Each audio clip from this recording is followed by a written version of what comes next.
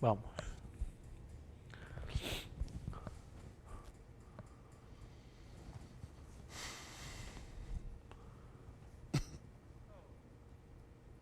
Muy buenas tardes, estamos en tu programa Tu Onda Club, una radio tu estilo con el licenciado Sergio Méndez. Sergio, un gusto que siempre estés con nosotros esta tarde.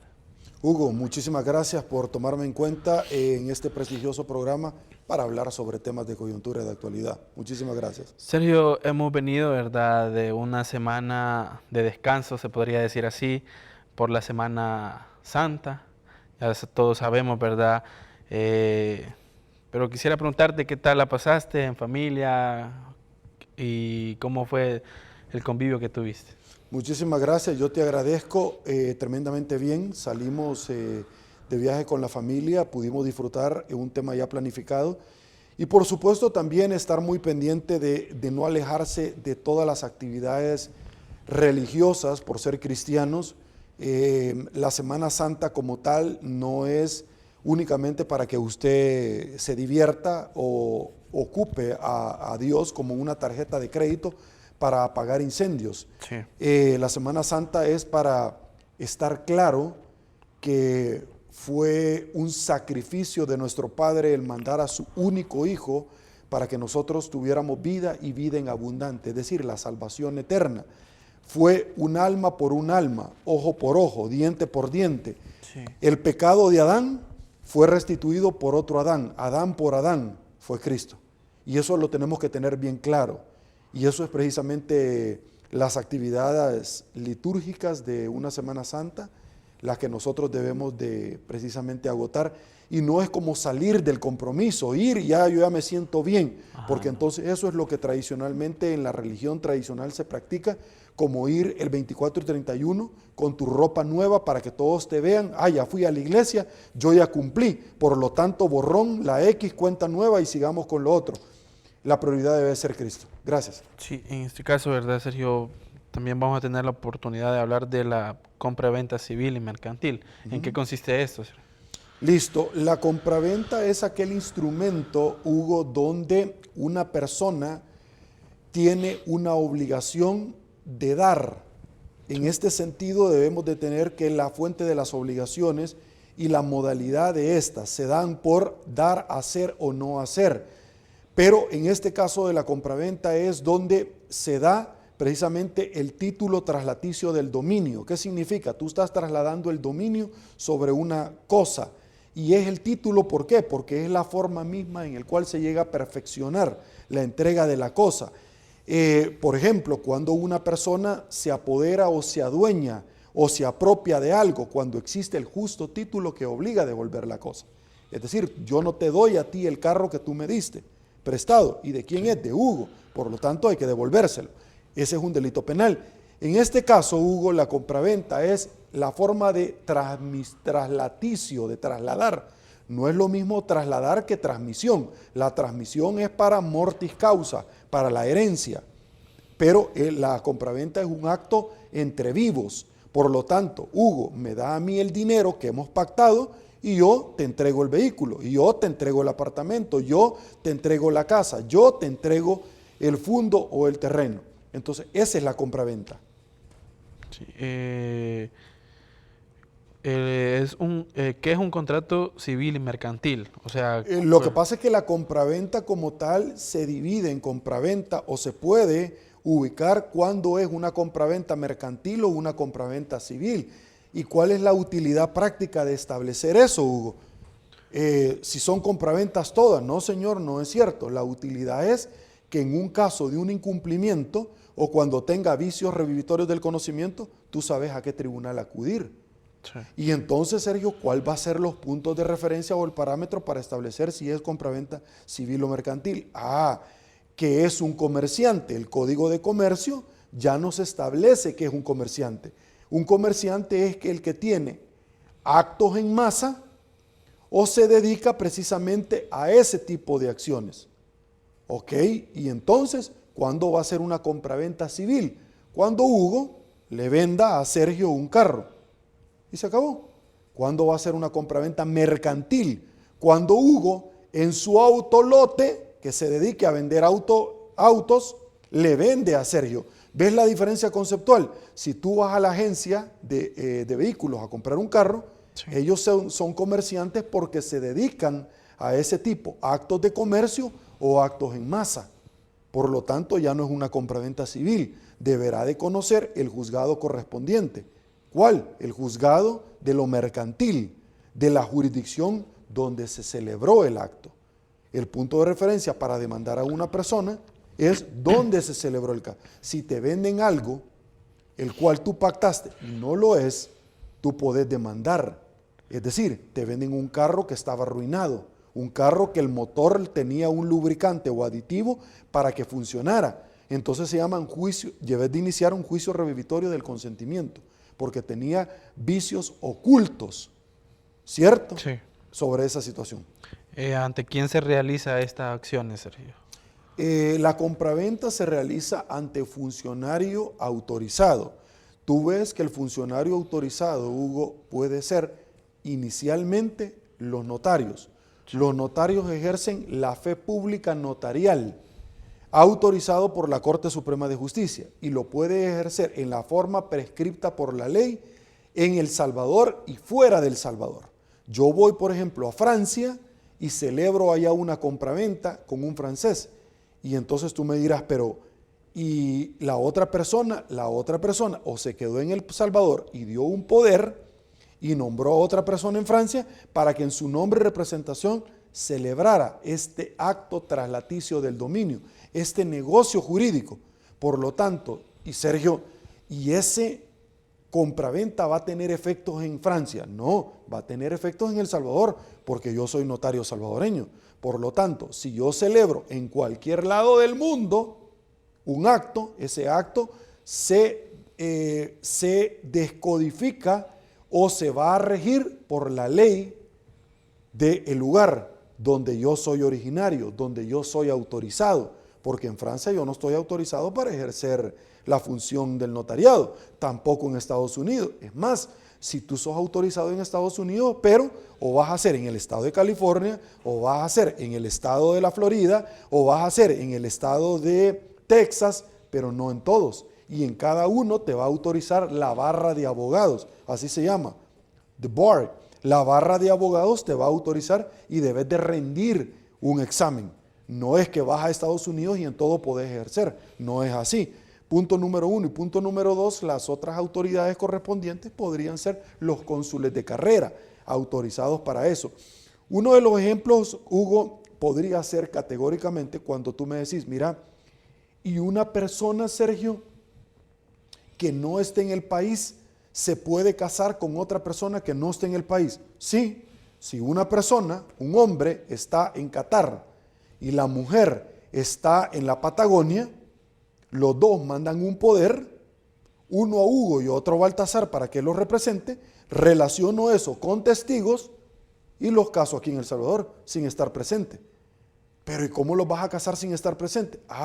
Porque como ellos mandan un poder, bajo la teoría de la representación, las dos personas lo están representando y se están casando como que estuvieran acá. ¿Y por qué leyes se van a casar? Por las leyes del Salvador. ¿Y a dónde se pueden casar? En cualquier departamento del territorio salvadoreño. ¿Y a dónde van a inscribir esa acta prematrimonial o el acta o la escritura matrimonial?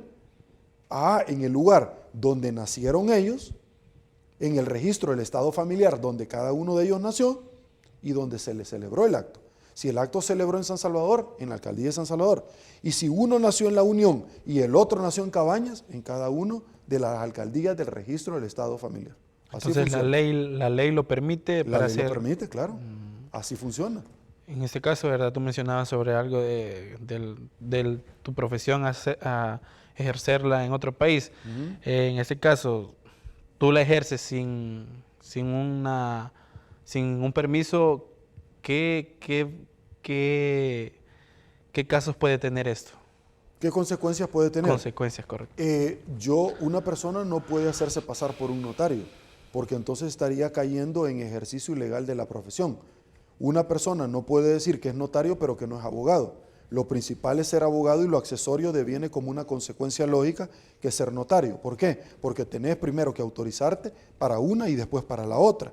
Eso es número uno. Ahora, Una persona siendo notario, Hugo, puede venir e ir a otro país a celebrar actos como estos, sí, pero una persona que solamente sea abogado puede ir a representar a un juicio a otro país a una persona, no lo puede hacer. Una persona que solo sea abogado puede ir a celebrar un acto como esto, tampoco se puede, porque es el ejercicio ilegal de la profesión. No, pero él no es ejercicio ilegal porque es abogado, no, pero no es notario. Entonces él puede entrar en una falsedad material, una falsedad ideológica, en una estafa, él puede hacerse pasar por un grado académico que no tiene, entonces él le podría cometer varias infracciones a una disposición legal.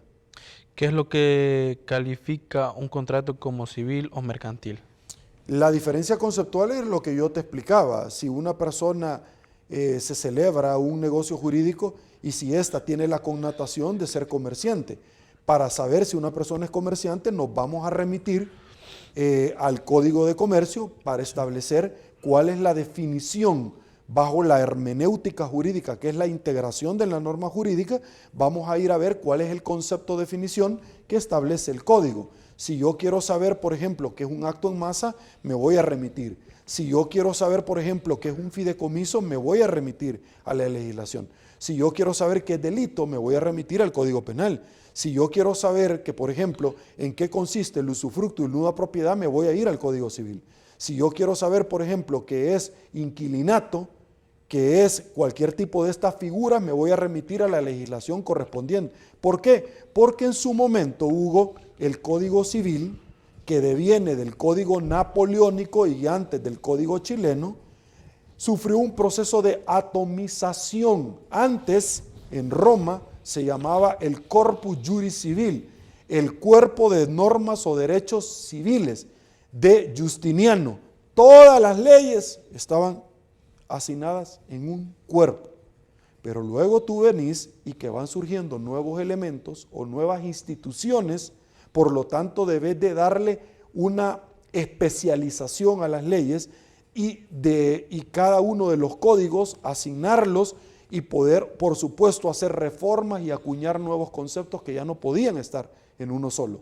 Ya era insuficiente, por eso sucede el proceso de atomización, que luego de estar en un corpus juris civil, empiezan a separarse. En Roma, por ejemplo, estaban asignados el códex, las novelas, por ejemplo, de todo eso. ¿Y qué significa eso? Eran precisamente todas las sentencias, toda la legislación asignada dentro de un cuerpo normativo. Una vez se separan, Hugo, de todo esto, conforman cada uno de los cuerpos normativos que nosotros conocemos.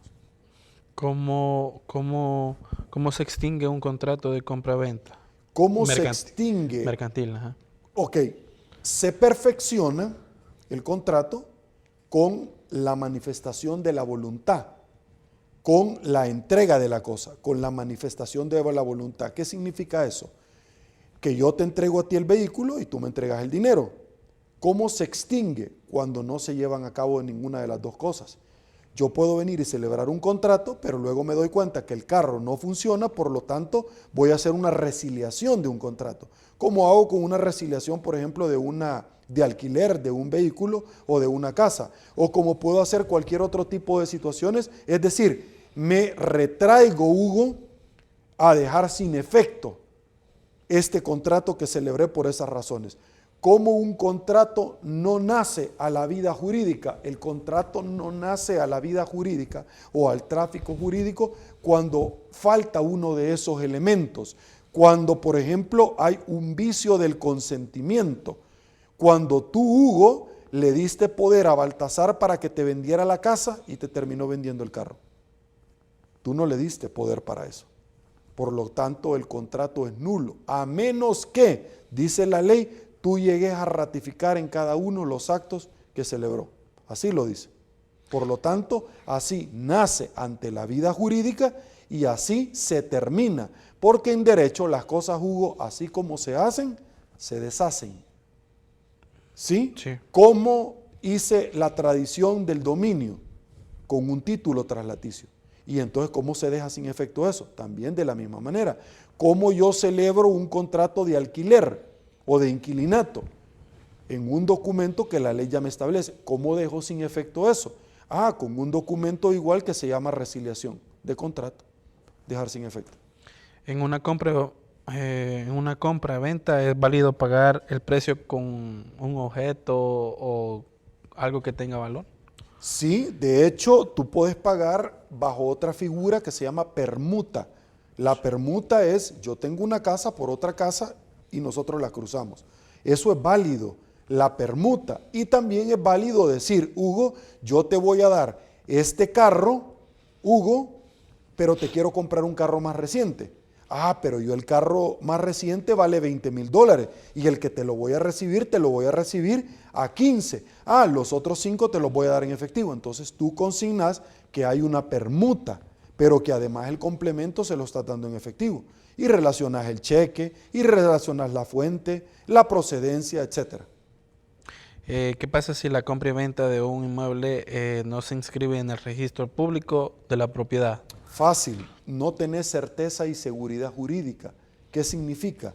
Que tú en el derecho registral lo que tú obtenés es que este inmueble los demás reconozcan, sepan bajo el principio de publicidad que es tuyo. ¿Qué significa? Que tú lo vas a inscribir y pagás los impuestos registrales para inscripción. Pero al momento de registrarlo, los demás están teniendo conocimiento que es tuyo. Es decir, esto se llama erga omnes, es oponible a terceros. Por lo tanto, lo que tú obtenés es certeza y seguridad jurídica. En este caso, ¿puede una persona vender un bien que no sea de su propiedad? Sí, siempre y cuando esté autorizado, con el mandato, con un poder. Pero si tú vendes algo que no estás autorizado, que no es tuyo, se llama estafa. Ahí es donde surgieron los problemas. Surgen los problemas porque tú estás adoptando una posición o una calidad de propietario que no tenés. Si una persona está alquilando un inmueble, no puede venderlo. Ella ha celebrado un contrato para alquilarlo. Si una persona está alquilando un inmueble, no puede alquilárselo a otras personas, subarrendárselo, a menos que esté autorizado. Pero si una persona quiere vender algo, lo puede hacer por medio del mandato, el poder, un documento que se relaciona a la compraventa, hasta ahí nomás. Pero si una persona está vendiendo algo que no le corresponde, se llama estafa. Okay. En este caso, el contrato de la compra-venta puede pactarse que la cosa comprada no se venda a una determinada persona. Si te entendí que yo te lo vendo a ti, pero yo voy a pactar que tú no se lo vayas a vender a otra persona. Sí. En principio te podría decir que sí, porque el acuerdo es ley entre las partes. Pero el día de mañana yo puedo dejar sin efecto eso porque tú no me puedes a mí amarrar, Hugo, la dirección de la voluntad encaminada a poder disponer de mis cosas en una forma espontánea. Y de hecho, eso no solamente lo establece el Código Civil y Mercantil, sino que lo establece la Constitución de la República, donde reconoce la propiedad privada, por ejemplo, sobre los medios de producción, por ejemplo, o reconoce la propiedad privada, o reconoce la forma misma en la cual vas a poder hacer el título traslaticio del dominio, que esto va a ser conforme a las leyes que la República de El Salvador dicte. Ok, ¿qué pasa si una persona compra un inmueble y con el dinero paga otros bienes a través de un crédito hipotecario? Y no paga el inmueble. Sí, correcto. Está cometiendo una estafa, porque si tú a mí me das, por ejemplo, un dinero y yo te digo que con eso voy a pagar el banco para poderte liberar esta casa y dártela, y me voy a pagar otro, no es un incumplimiento de obligación, es una estafa, porque tú ya me dijiste que lo vas a hacer, porque hay un ardil, un medio de engañar. Entonces yo te engañé y te llevé a ti a un error, a cometer un error de entregarme cosa fungible, y la cosa más fungible de todo, que era dinero, a cambio de darte algo que al final yo no te di y que me comprometí a darte. Entonces, eso no es un simple incumplimiento de una obligación, eso se llama un engaño, estafa. Y la estafa requiere dos elementos: un medio de engañar o ardil, y el otro un detrimento patrimonial, y los dos se perfeccionan. Ok, ¿qué contenido tiene la compra y venta mercantil? ¿Qué contenido, elementos debe tener? Sí. Formalismos y solemnidades que la ley ya establece.